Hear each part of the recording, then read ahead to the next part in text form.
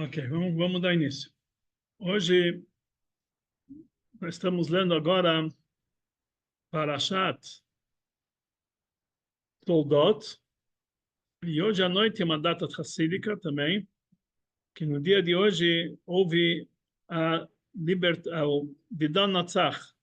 O Rebbe saiu vitorioso eh, nos, no julgamento dos livros, que foi realmente na data de hoje. Na verdade, a primeira data foi 5 de Tevet, mas depois teve um apelo, quer dizer, ele entrou novamente na justiça e hoje foi a decisão final, dia 25 de Cheshvan, que foi a decisão final do julgamento. Então, também essa data está ligado com o Dinan Natzach. Então, tudo isso vamos tentar fazer uma conexão de todos os assuntos. Quer dizer, o Rebbe passou por uma situação difícil para o Rebbe, que apesar que estava falando sobre uma discussão da, eh, uma discussão que estava relacionada com os livros. Eles foram roubados por um suposto herdeiro, e finalmente o Rebbe foi contra. Ele falou que na verdade não era apenas livros, simbolizava todo o movimento Chabad, e saímos vitoriosos na data de 5 de Tevet. Depois houve um apelo novamente, e finalmente o Rebbe saiu vitorioso totalmente nessa data, de 25 de Cheshvan, uma data muito hassídica de Lanatzah. Então nós temos realmente uma ligação também com a Parashá, afinal de contas tudo está ligado. Na Parashá de hoje, nós encontramos a história de Yitzhak, que Yitzhak ele teve dois filhos, Yaakov e Esav. Yaakov e Esav, que eles estão ditos na Parashá. E a Torá nos relata que Yaakov ele era um homem íntegro, Yoshev Halim, que ele habitava nas tendas de Torá, de Tfilá, era uma pessoa dedicada à retidão, ao trabalho ele era um tzadik. E Esav, Ish Tzait, é um homem de caça, Ish Sadeh, um homem do campo. E a Torá nos conta que Vayehav Yitzhak, Vayehav Rivka et Yaakov. Rivka, a mãe, gostava de Yaakov, e Yitzhak, o pai, gostava de Esav. E de tal forma que a Parashá nos relata como foi toda a jornada deles. Na metade para lá da Parashá, começa a nos contar que Yitzhak, quando ele já estava velho, ele decidiu dar a bênção para os seus filhos, para o seu filho. E quem era o filho que ele queria dar a bênção era o primogênito. Quem era o primogênito? O primogênito dele seria Esav. A Torá nos conta que Esav nasceu primeiro.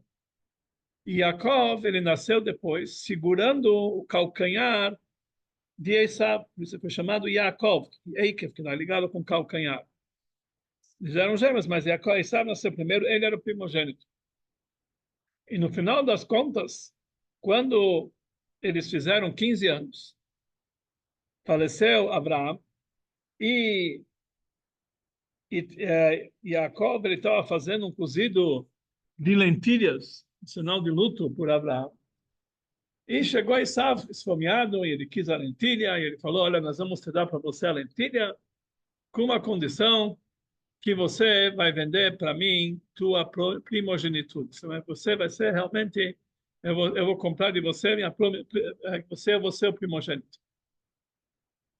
Ana, tem mais cadeira lá dentro. Não tem lá dentro, será que? Ah? Vira, pega essa cadeira aqui, vira. Vamos. Ah.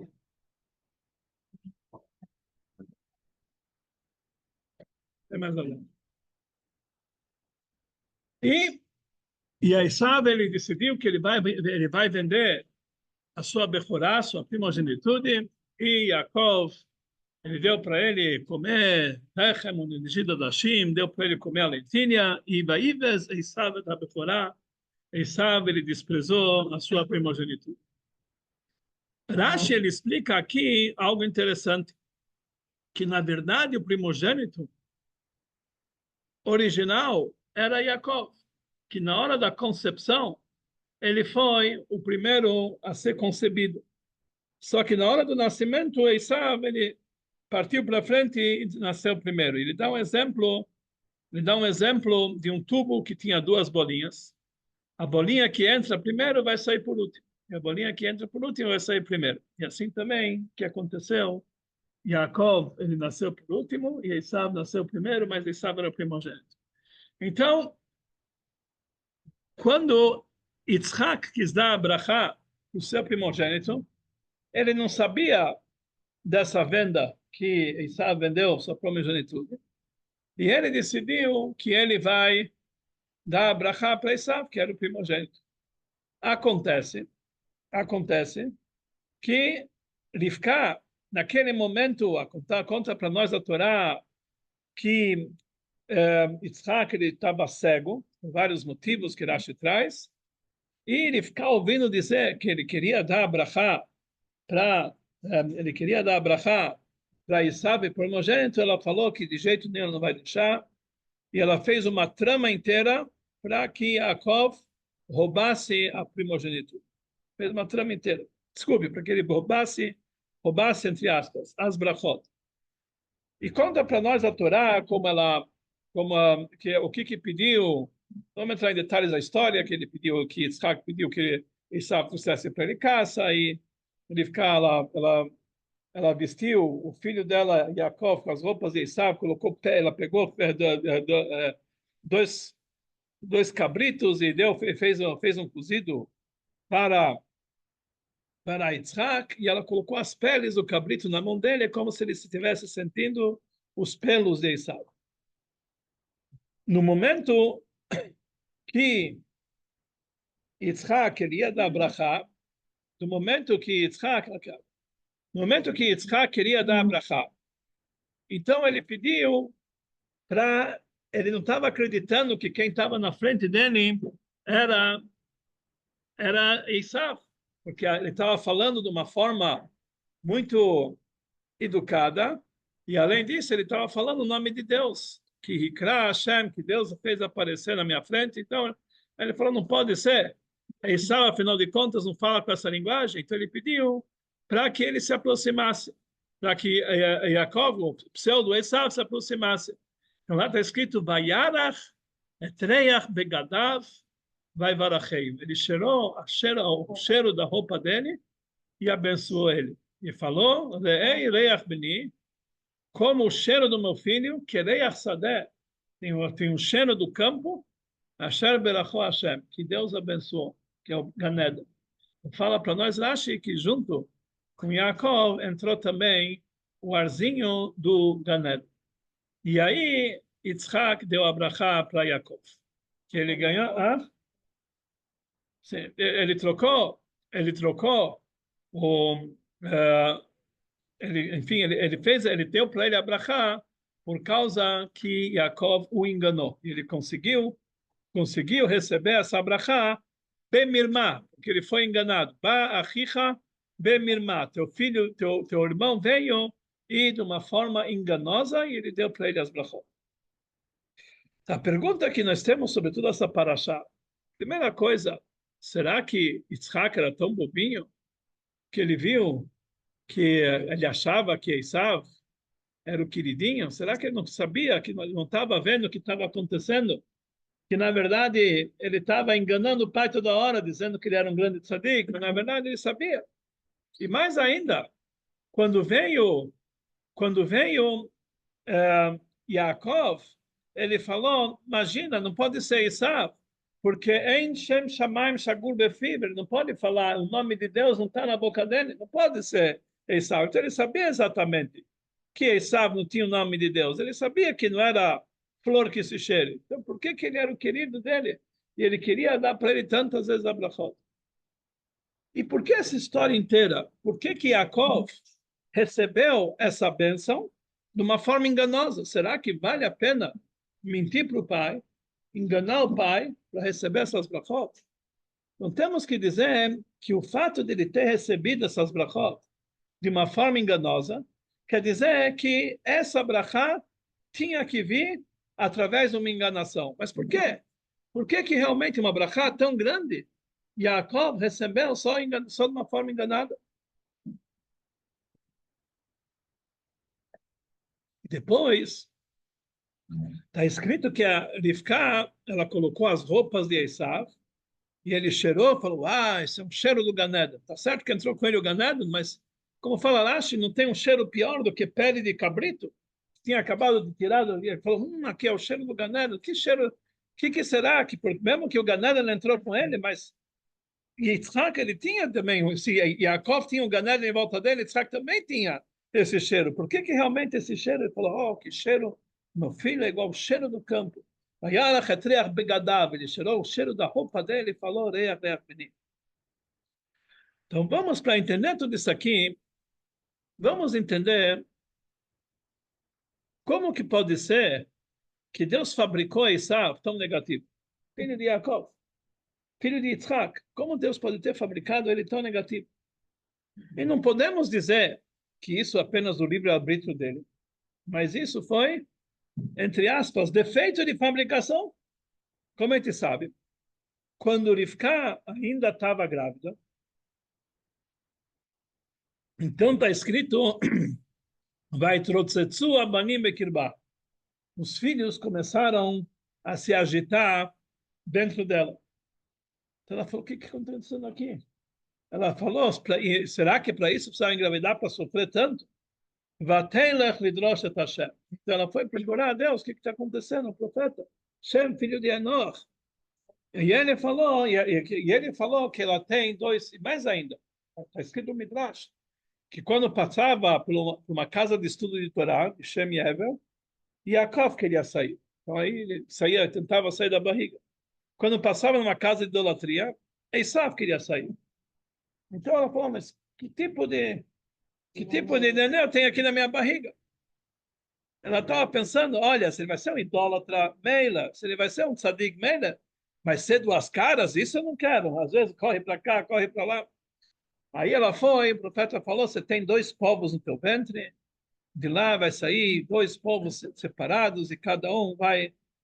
Aí ela entendeu que realmente essa era a briga. Então, o Midrash nos diz que desde a gestação, Esav já era atraído pela idolatria. Quer dizer, não é algo que dependia do livre-arbítrio dele, é algo que era a natureza dele, que desde o nascimento dele ele tinha esse desejo. Então, ela não estava entendendo como pode ser que Deus fez o filho de Yitzhak com esse desvio. O que é? E se ele já tinha esse desvio desde o ventre, o profeta já disse, como pode ser que Yitzhak ainda gostava dele mais do que Yaakov? Como pode ser isso aqui? Então, para entender tudo isso aqui, o Rebbe explica algo muito interessante. Ele traz, dos 8 livros, o Rambam escreveu um livro de 8 capítulos, explicação do último capítulo de Sanhedrin. E lá ele traz muitas explicações que são, na verdade, algo, o pensamento judaico, como é chamado mercado, filosofia judaica, nesse livro. E lá ele escreve que existem dois tipos de almas que Deus traz para esse mundo. Uma alma são pessoas que nascem com um desvio de ser bonzinhos, tzadikim. São chamados tzadik ameulé, tzadik elevado. Ele não tem desejos negativos, ele não tem maus comportamentos, ele não tem vontade de fazer coisas erradas, tzadik ameulé, tzadik completo.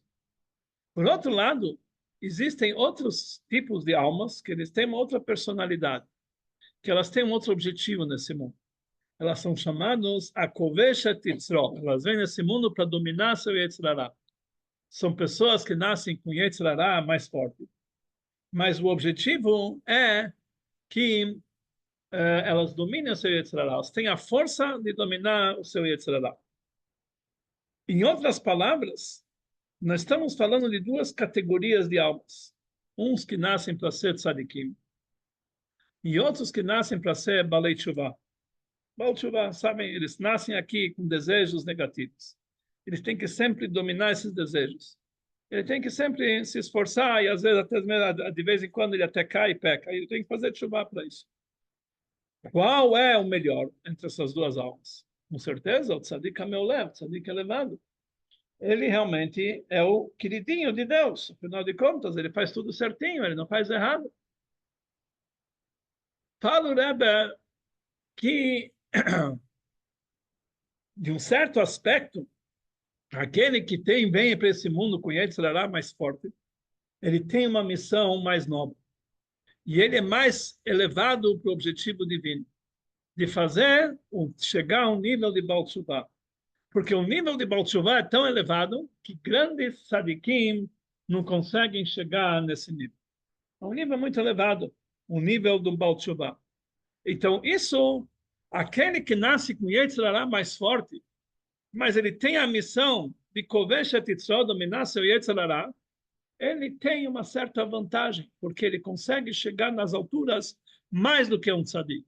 Porque apesar que um tzadik, ele faz Torá e Mitzvah tudo certinho, ele se eleva espiritualmente a um nível muito alto, mas todo esse nível alto é limitado conforme a limitação de um ser humano. Ele não consegue chegar no nível mais alto que um ser humano, no limite espiritual mais elevado do ser humano consegue chegar.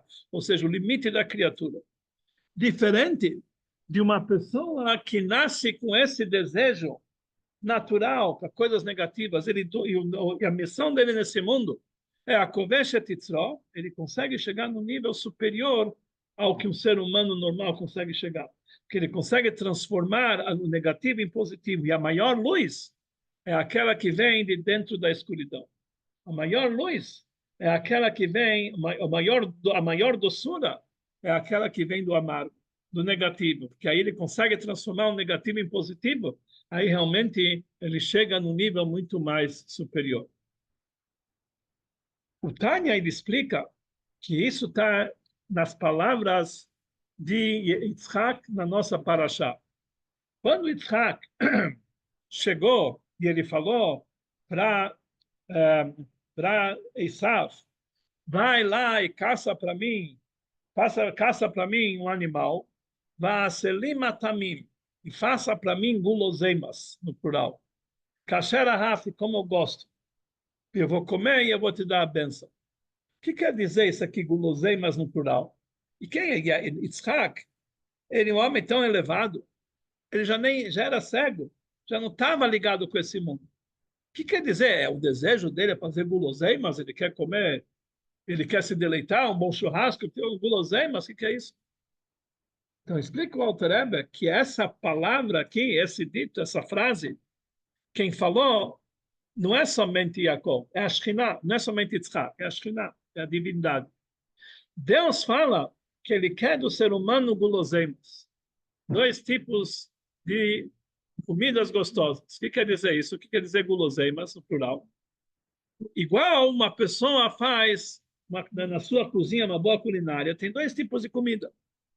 Uma comida agradável, doce ou amena, um gosto gostoso, algo que ele tem prazer nisso aqui.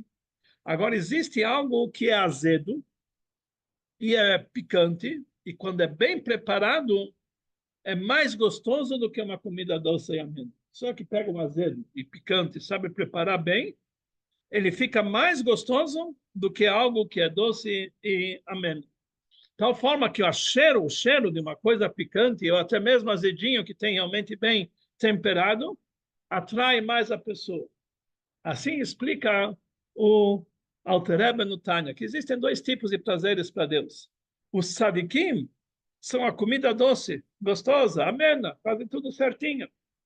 Balei Tshuva são aqueles que têm ligação com azedo, com picante, mas eles sabem cozinhar bem, através da chuva, dominar seu Yetzirah, eles fazem uma guloseima mais gostosa para Deus, algo que ele gosta mais.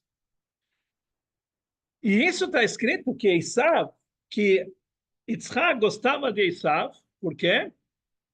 Que tzaid befiv, que ele caçava com a boca dele. Então, tem algumas explicações para isso. Rashi traz, sai Befi, que ele caçava Yitzhak com a sua boca. Ele conversava com Yitzhak como se ele fosse um grande tzadik. Ele falava, como que se tira o dízimo do sal? O sal não se tira dízimo, o sal é um produto agrícola. Então, como que se tira dízimo do sal? Então, Yitzhak pensava, oh, como ele é um tzadik. Ele quer tirar dízimo até do sal. Como se tira o dízimo da palha? Como ele é tzadik, até da palha ele quer tirar. Mas, na verdade, Yitzhak, ele estava caçando, enganando Yitzhak com a boca dele. Essa é uma explicação. Outra explicação, que Tzaid Befi, ele caçava e da caça dele ele alimentava Yitzhak, por isso ele gostava dele. Não combina com Yitzhak? Será que ele era tão bobinho que ele se deixava enganar com as perguntas de Esav? E mais ainda, será que é isso que ele gostava dele, que ele dava para ele uma boa janta? Tinha uma vez o nosso Shivá, em Bnei Brak, que ele falou uma frase que era um pouco gozadora, né? Ele gozou um pouquinho dessa história, ele falou, sabe por quê? Sabe por que Yitzhak gostava de Esav? Que ele fazia um bom jantar para ele, assim, gozando.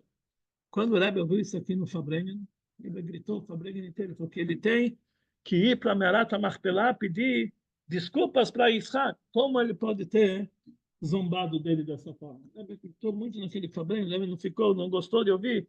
Como? Então não pode ser que por isso ele gostava de Esav, que ele preparava uma janta para ele, não pode ser. A explicação facílica que Tzaid Befiv, ele caçava as faíscas divinas que se encontram no lado negativo e conseguia trazer aquilo para a boca de Yitzhak, quer dizer, levar aquilo para a santidade através da Torá. E esse era o objetivo, por isso Yitzhak gostava de Esav, que ele achava, ele sabia exatamente quem era Esav. Ele sabia que ele não tinha o nome de Deus na boca dele. Ele sabia, nem Brit Milá ele não fez, que não podia fazer Brit Milá, ele é uma pessoa total, sabia. Mas ele achava que todo o objetivo dele, através das brachot que ele vai dar para Esav, ele vai conseguir elevar ele para um nível tão elevado que Jacob jamais vai conseguir. Então ele estava aguardando. E por isso ele era o primogênito.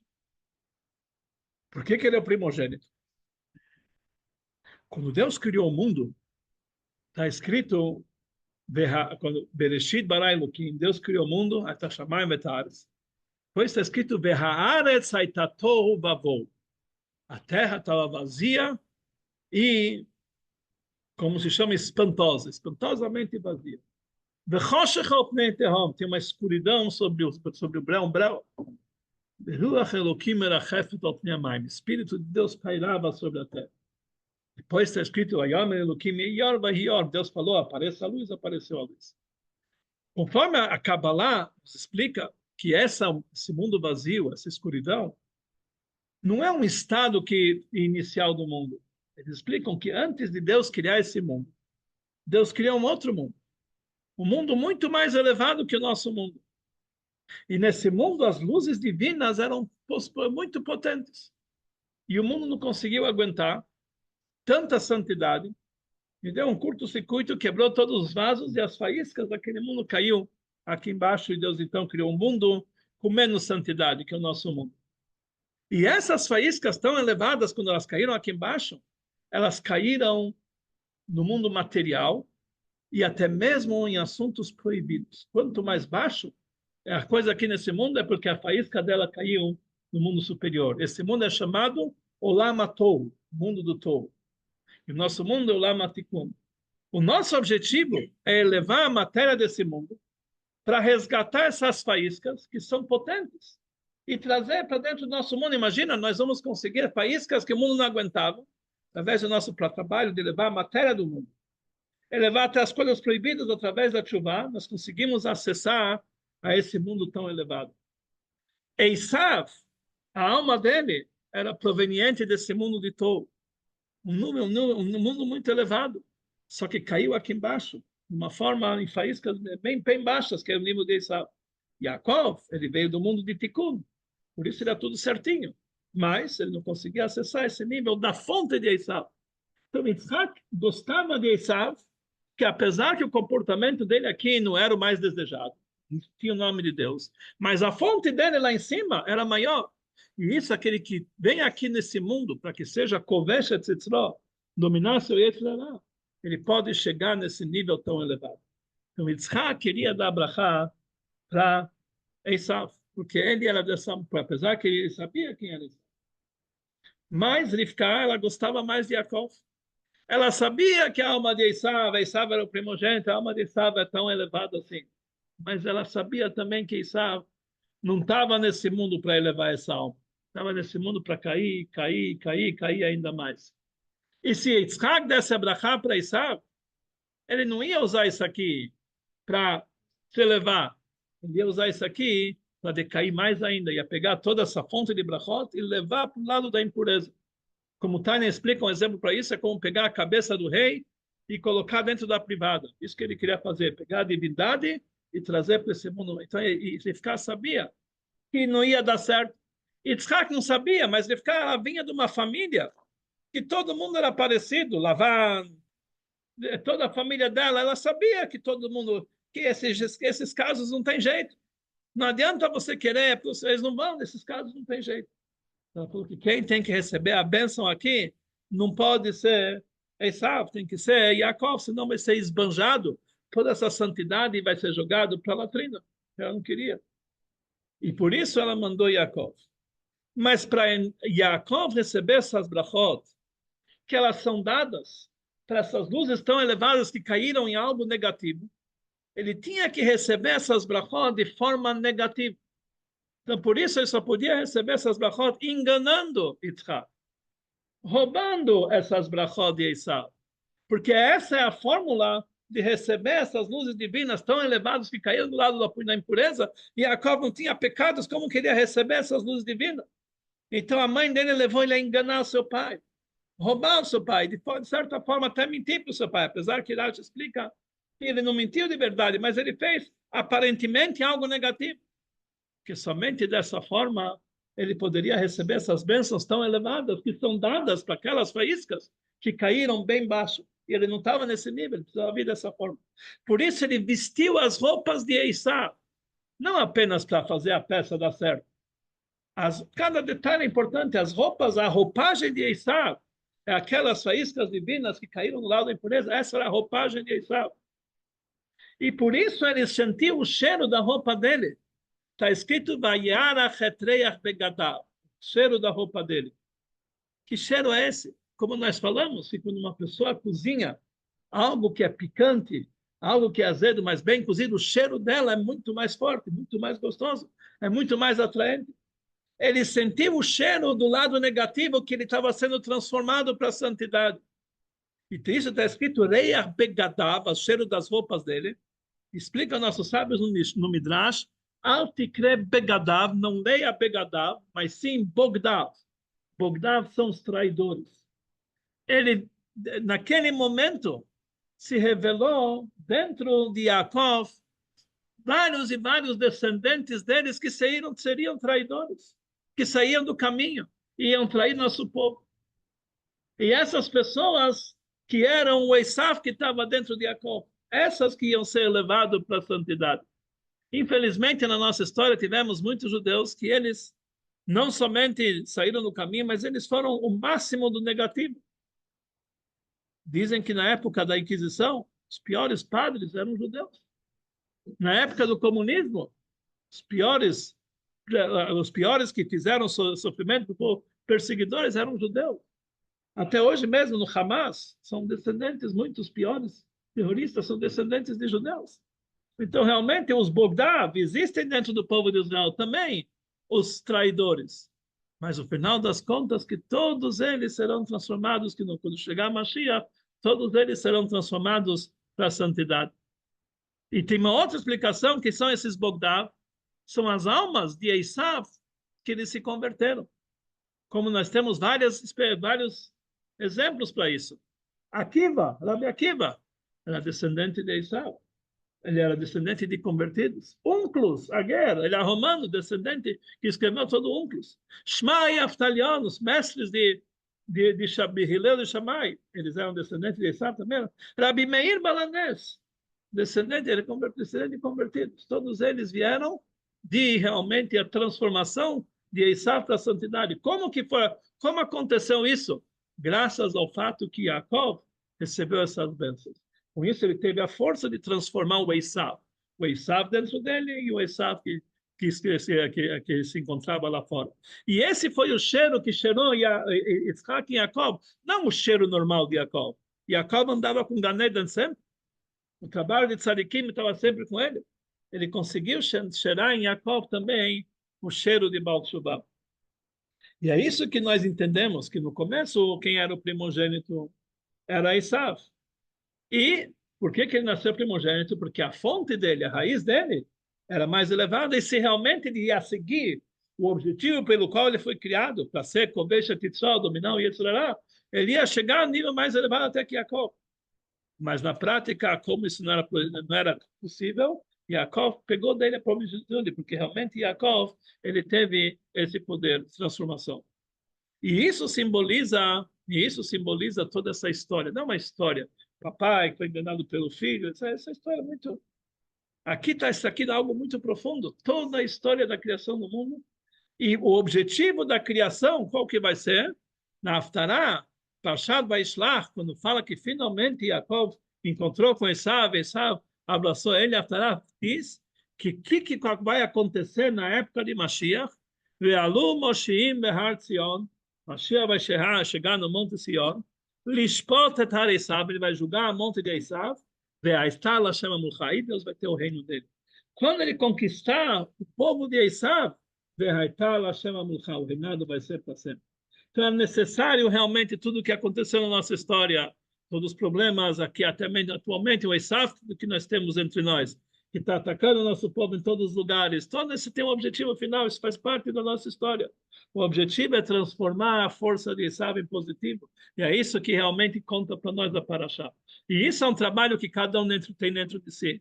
Da mesma forma que Rivka tinham dois filhos na barriga dela, um puxava ele para esse lado, outro puxa para esse lado. Assim, todo judeu tem o Yetzer Tov, o Yetzer Hara, ele tem um bom instinto, um mau instinto. O Yetzer Tov puxa ele para cá, o Yetzer Hara puxa ele para cá, e realmente essa agitação dentro do nosso coração é uma coisa constante, por isso ele está sempre em agitação, o Yetzer Tov, o Yetzer Hara, cada um. Por que Deus precisou criar o Yetzer Hara?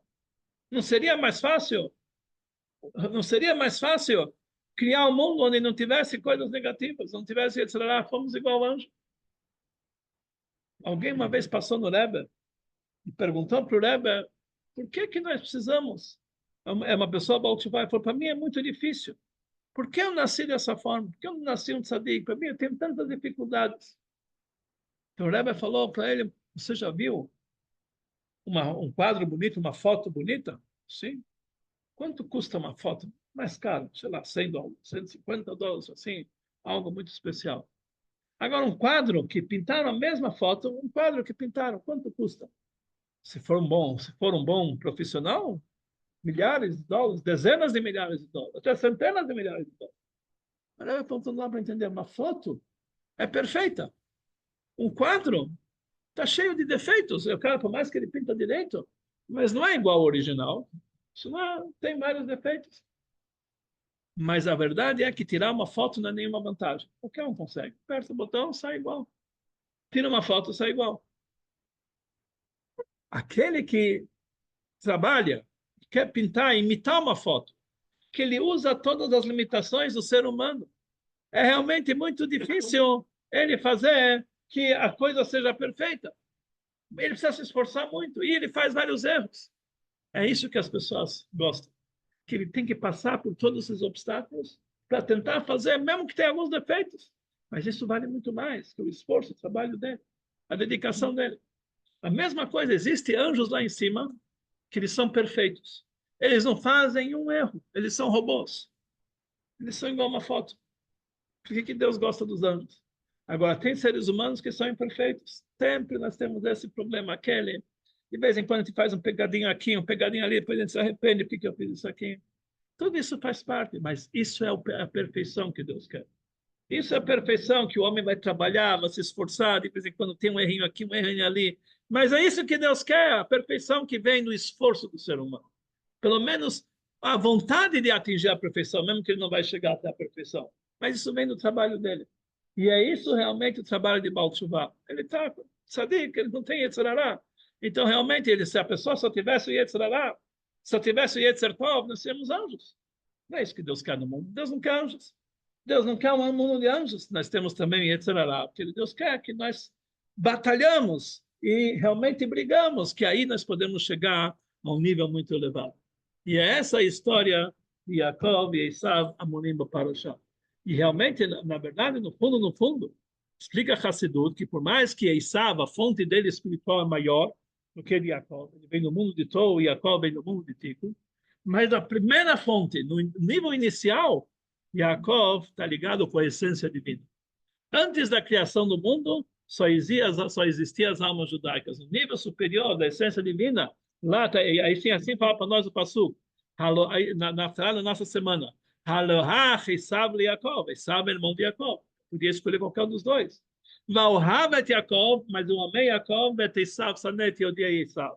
Porque na fonte inicial, Yaakov faz parte da essência divina. Então, por isso, realmente, no fim das contas, todo objetivo que existe é Esav, todo objetivo que existe é Yetzirah, todo motivo que existe negativo no mundo, todo motivo que existe antissemitas no mundo, para que nós possamos dominar eles e transformar tudo isso aqui para a santidade e fazer realmente do nosso mundo um mundo especial, onde só vamos ter coisas positivas.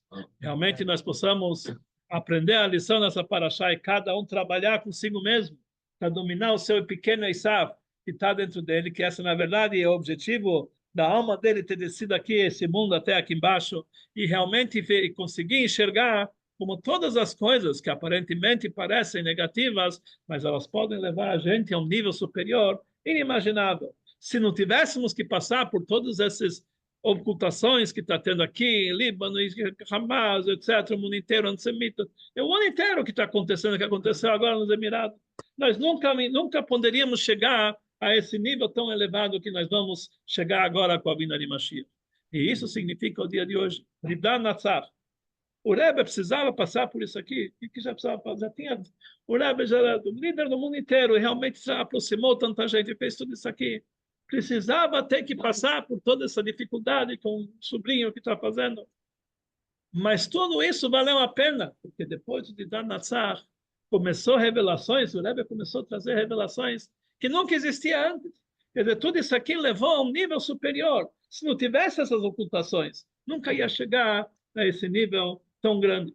Hoje, infelizmente, tivemos uma notícia não agradável, tivemos um enterro em Israel, onde tiveram centenas e milhares de participantes, e que realmente foi algo muito aparentemente negativo depois de tudo que aconteceu, mas nós devemos saber uma coisa importante. Nós estamos essa semana, vai terminar a semana com Kinnus HaShluchim, a reunião dos Shluchim a semana inteira. A semana começou com essa notícia, porque isso aqui vai levar a decisão dos Shluchim acabar com todas as ocultações do mundo e revelar a vinda de Mashiach. Isso foi a última gota que possamos agora, imediatamente, nesse dia de Nidan Natzach, nós vamos ter realmente a salvação de todos os assuntos, nós vamos sair vitoriosos em todos os assuntos, que o povo de Israel vai ter a vitória completa, e todos aqueles que não estão aqui entre nós vão voltar com paz, alegria, que possamos trazer ainda hoje a vinda de Mashiach nessa data de Nidan Natzach, e trazer realmente a revelação que nós estamos esperando, a luz que vem depois da escuridão, que é mais forte do que a luz que veio antes, que seja muito em breve para todos nós, a vinda de Mashiach imediatamente. Amém. Shkoyach, Rabino. Imagina. Deixa eu terminar. Deixa eu ver o